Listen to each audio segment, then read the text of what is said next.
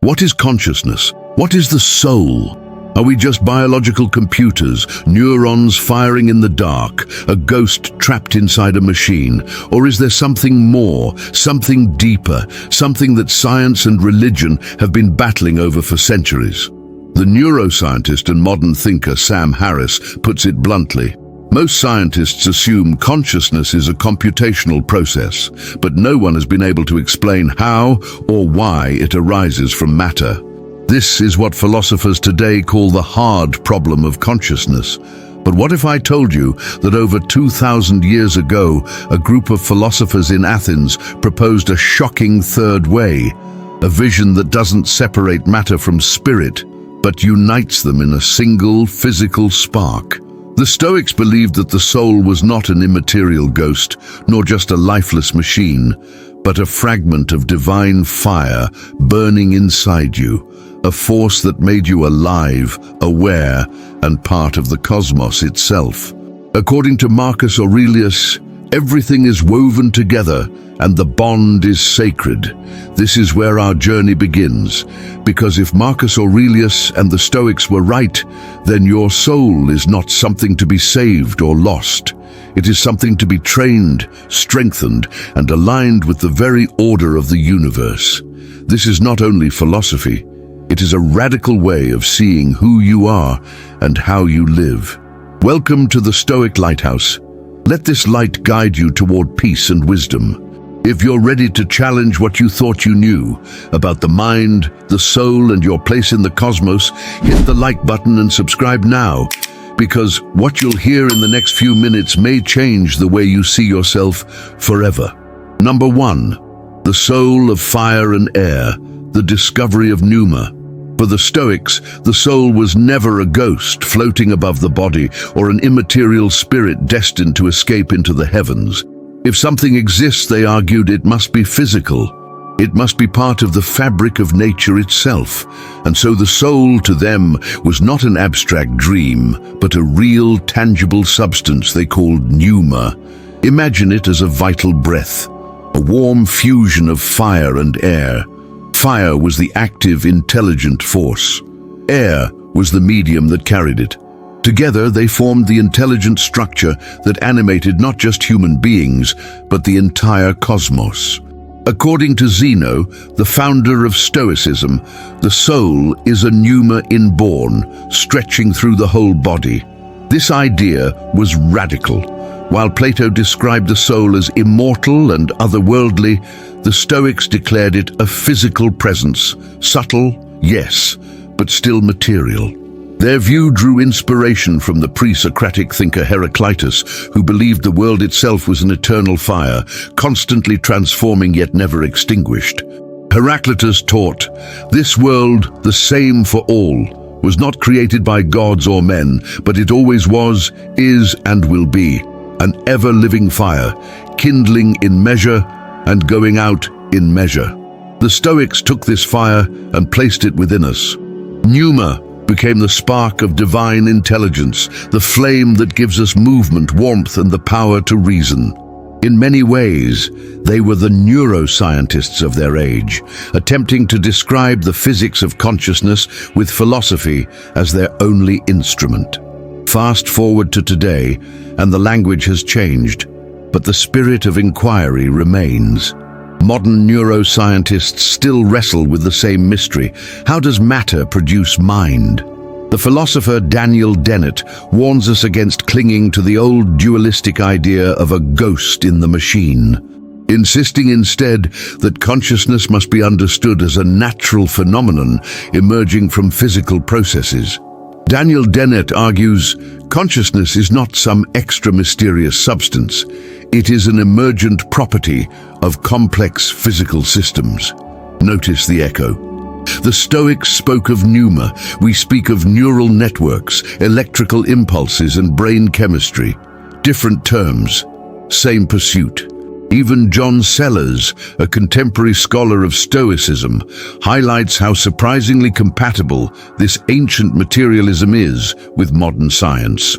According to John Sellers, the Stoic idea that the soul is a body made of pneuma may seem strange, but it fits remarkably well with a scientific worldview that sees the mind as a function of the physical brain. So, when you think of your consciousness, your ability to reason, your awareness of yourself in this very moment, remember this: the Stoics did not see it as an illusion or as proof of a supernatural realm. They saw it as fire, as breath, as the most refined matter in the universe coursing through you. To them, your mind was not separate from nature, but its most brilliant expression. Number 2, the command center, the power of the Hegemonikon. For the Stoics, the soul was not a scattered flame, but a structured system with one ruling center. They called it the Hegemonikon, the governing faculty. It was the heart of decision, the seat of reason, the pilot of life itself. They believed it resided physically in the heart, where impressions arrived, judgments were made, and commands were sent to the body. To understand it today, imagine the CPU of a computer. Your senses act as the input devices, eyes, ears, touch, feeding raw data through the subtle currents of Pneuma into the processor. The Hegemonikon then generates impressions, decides whether to accept them, and issues impulses for action. Chrysippus, the master of Stoic logic, was clear on this point. According to Chrysippus, in the Hegemonikon are born impressions, assent, sensations, and impulses. It is the source of all rationality. This explains one of the deepest Stoic insights. It is not events themselves that govern our lives, but the judgments we make within our ruling faculty.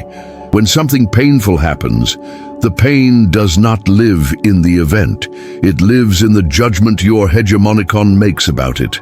Seneca illustrated this when writing to his friend Lucilius, warning him that much of human suffering is imagined, not real. According to Seneca, we suffer more often in imagination than in reality.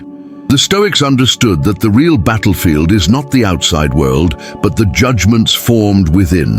Modern psychology has confirmed this. Cognitive behavioral therapy, one of today's most effective treatments for anxiety and depression, operates on this very principle. By changing your thoughts, you change your emotions. Donald Robertson, a psychotherapist and modern Stoic, draws the line directly. The Stoics understood that emotions are the product of judgments. Change the judgment and you change the emotion. Ryan Holiday reframes the same idea for our time, calling the Hegemonikon our inner citadel, a fortress no one can breach unless we allow it. According to Ryan Holiday, you may not control what happens, but you always control the fortress of your mind. The message is timeless. The Hegemonikon is not a passenger. It is the pilot's seat of your life. To live with Stoic strength is to guard that seat, to test every impression, and to align each judgment with reason and virtue. In doing so, you gain true freedom, not by commanding the world outside, but by mastering the empire within. Number 3, a drop in the cosmic ocean. The connection with the Logos. If the soul is made of Pneuma and the Hegemonikon is its command center, a deeper question remains. Where does this fire, this intelligent breath, come from? Are we isolated sparks burning alone in the dark? The Stoics answered with one of the most beautiful ideas in all philosophy. Our souls are not solitary flames. They are fragments of a single fire, a divine reason that permeates the universe. They called it the Logos. Marcus Aurelius found constant strength in this truth. According to Marcus Aurelius, all things are interwoven and the bond between them is sacred. Nothing is unrelated, for all things are ordered together and compose the same world. This is the Stoic vision of interconnectedness, each of us a drop of water, temporarily distinct but drawn from the same cosmic ocean. When you breathe, when you think, when you act, you are not separated from the universe. You are the universe, expressing itself through you. Seneca explained this connection with the image of a soldier obeying his general, reminding us that wisdom is living in harmony with the order of nature. According to Seneca, what is wisdom? To follow God, to accept the course of events, and to be carried along as if by a great wind. Living according to nature, then, does not mean retreating into forests or rejecting civilization. It means aligning your inner reason with the divine reason of the cosmos. Like a surfer studying the waves to ride them instead of being crushed by them, the Stoic aligns with the Logos to move in harmony with fate. Modern science echoes this vision. The astrophysicist Carl Sagan once captured the Stoic spirit perfectly. According to Carl Sagan, we are a way for the cosmos to know itself. This is not poetry, it is physics meeting philosophy. If your consciousness is a spark of the Logos, then every thought, every choice is the universe reflecting on itself. And with that comes responsibility, to live not as a stranger in the cosmos, but as a participant in its divine order. Massimo Pigliucci, a modern philosopher of Stoicism, reminds us that this cosmic perspective is not about mysticism, but about humility. According to Massimo Pigliucci, seeing ourselves as parts of a larger whole puts our problems in perspective and helps us live with reason and virtue. This is the antidote to alienation. You are not adrift. You are not meaningless. You are a drop in the sacred ocean of Logos, and when you understand that truth, life stops feeling like chaos and begins to feel like belonging. Number 4, a unified soul, rejecting the inner civil war. Why do we often act against our own better judgment? Why do we give in to anger, desire, or fear, even when reason tells us otherwise? For centuries, philosophers wrestled with this question. Plato offered one of the most famous answers. He described the soul as a chariot pulled by 2 wild horses, the noble spirit and the reckless appetites, guided only by a fragile charioteer, reason. To him, life was an endless inner battle, a civil war within the mind. But the Stoics rejected this view completely. Chrysippus, the great systematizer of Stoicism, argued that the soul was not divided at all. It was a single, unified, rational faculty.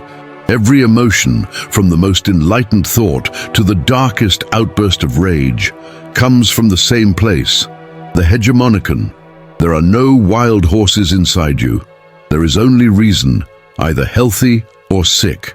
According to Chrysippus, passions are nothing but false judgments. This radical perspective shifts the ground beneath our feet. Your anger is not a beast that seizes you. It is your ruling faculty making the mistake of believing, I have been wronged, and the only response is vengeance.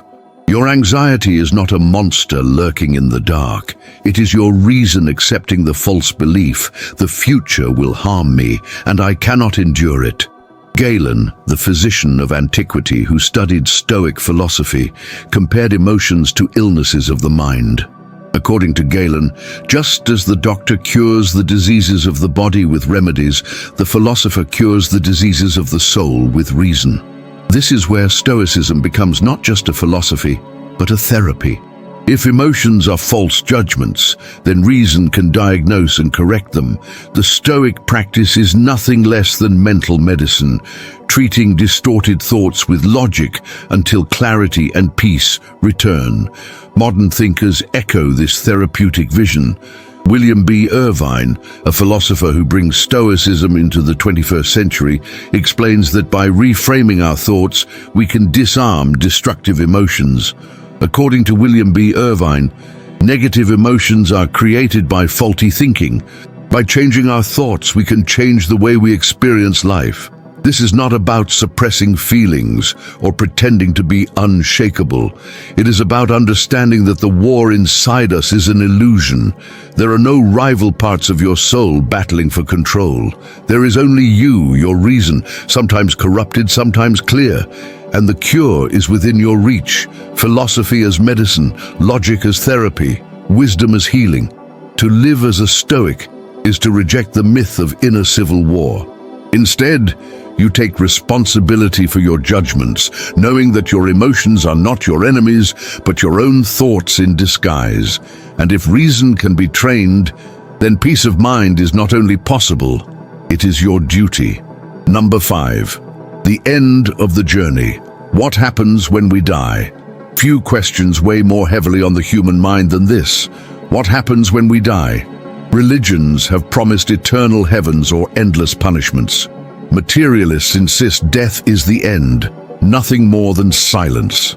But the Stoics offered a third path, one that is both humbling and strangely comforting. If the soul is made of pneuma, a physical fire breath that animates the body, then it cannot be eternal in the way Plato imagined. Like all things in the Stoic cosmos, it is subject to change, transformation, and dissolution.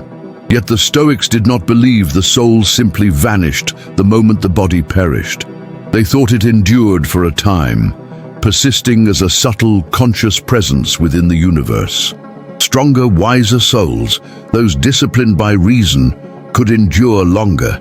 The souls of the foolish, lacking coherence, dissolved more quickly. According to Cleanthes, one of the early leaders of the Stoic school, the souls of the wise endure until the great conflagration, but the foolish perish sooner, their substance dissolving like smoke in the air. But even this endurance was temporary. For the Stoics, the universe itself moved in cycles. At vast intervals, everything, stars, earth, bodies and souls, was consumed in a grand fire they called ekpyrosis, the cosmic renewal. From that fire, a new universe would be born, identical to the one before it. The cycle of life, death and rebirth was infinite. Heraclitus, who inspired the Stoics, had already hinted at this eternal fire. The fire advancing will judge and consume all things. And Marcus Aurelius found solace in this vision, reminding himself that death is not destruction, but transformation. According to Marcus Aurelius, loss is nothing else but change, and change is nature's delight. The modern world too finds echoes of this idea. Carl Sagan, reflecting on our cosmic origins, reminded us of the same truth in scientific language. According to Carl Sagan, we are made of star stuff. For the Stoics, we are made of the fire of the Logos. Death then is not an enemy. It is the final return of our borrowed spark to the eternal blaze from which it came. The question is not whether we survive forever, but how we live while we burn. Do we waste our light, or do we shine with virtue while we are here? The Stoic answer is clear. Do not fear death. Fear instead a wasted life. The fire will be returned to the cosmos regardless. What matters is how brightly you let it burn while it was yours. Number 6. The materialist legacy, the soul in the age of neuroscience. We have traveled from the fires of Heraclitus to the Stoic vision of Pneuma, from the command of the Hegemonikon to the cosmic ocean of the Logos, and finally through death itself. But why should this ancient map of the soul matter today in a world of brain scans, artificial intelligence, and cognitive science? The answer is simple. The Stoics were not mystics. They were pioneers of a materialist worldview that resonates deeply with the questions of modern science. While Plato imagined the soul as a ghost separate from the body, the Stoics refused this dualism. They argued that the soul was matter, refined, fiery, but still matter. 2,000 years later, neuroscientists are still making the same case, only with different vocabulary. Daniel Dennett has spent his career fighting the idea of a Cartesian ghost, the belief that mind is something immaterial and separate from the body. According to Daniel Dennett, consciousness is not some extra substance, it is the emergent property of physical processes. This is precisely the Stoic stance. They called it pneuma. We call it neurons and networks. Both perspectives strip away superstition and look for natural explanations. Massimo Pigliucci emphasizes that this is what makes Stoicism unique among ancient philosophies. According to Massimo Pigliucci, Stoicism is one of the few ancient schools fully compatible with a modern scientific worldview. Think about what that means. The Stoics anticipated a psychology without mysticism, a spirituality without superstition. They taught that our soul deserves reverence not because it is otherworldly, but because it is part of this world. the most extraordinary expression of nature's laws. William B. Irvine reminds us that this vision is deeply practical. According to William B. Irvine, Stoicism allows us to see our minds as precious, not because they are divine gifts, but because they are fragile, fleeting opportunities to live wisely. So here is the legacy. The Stoics teach us how to be spiritual without being irrational, how to treat consciousness as sacred while knowing it is physical, and how to embrace science without falling into nihilism. The soul is not a passenger waiting for salvation, it is a pilot that can be trained. That was the Stoic challenge, and it remains ours today. Our journey has taken us from the ancient flames of Heraclitus to the Stoic concept of Pneuma, from the ruling faculty of the Hegemonikon to the vast ocean of the Logos. We have seen how the Stoics refused to divide the soul into fragments at war with itself, choosing instead to see it as one unified, rational power. We have faced their bold vision of death, not as annihilation or judgment, but as transformation, our spark returning to the cosmic fire. And we have witnessed how their materialist worldview echoes through the halls of modern neuroscience, reminding us that philosophy and science are not enemies, but allies in the search for truth. According to Marcus Aurelius, you carry within you a piece of the cosmos. Do not treat it carelessly. This is the final lesson. Your soul is not a ghost to be rescued, but a pilot to be trained. It is the ruling fire inside you, a fragment of the very intelligence that orders the universe. To honor it is to live with reason, to act with virtue, to align yourself with nature's law. That is the path of freedom, the path of peace, the path of Stoicism. Now I want to hear from you. How does the Stoic idea of the soul, physical, fiery, and connected to the cosmos, change the way you see your own mind and your place in the universe? Share your thoughts in the comments below, because your perspective enriches this community. If this exploration gave you new insight, let your support be the light that guides others. Like this video, share it with someone searching for clarity, and subscribe to the Stoic Lighthouse so that together we can continue walking this path of wisdom. And do not miss our next video. It will reveal a story that blends philosophy with power, genius with tyranny. We will ask the question no one dares to face. Was Steve Jobs a Stoic genius who reshaped the world, or a brilliant tyrant whose ambition consumed everything in its path? The truth you've never heard might change the way you see not only him, but also the cost of greatness itself. Remember, every day you choose whether your inner fire fades into smoke or burns as a light for others. See you in the next video.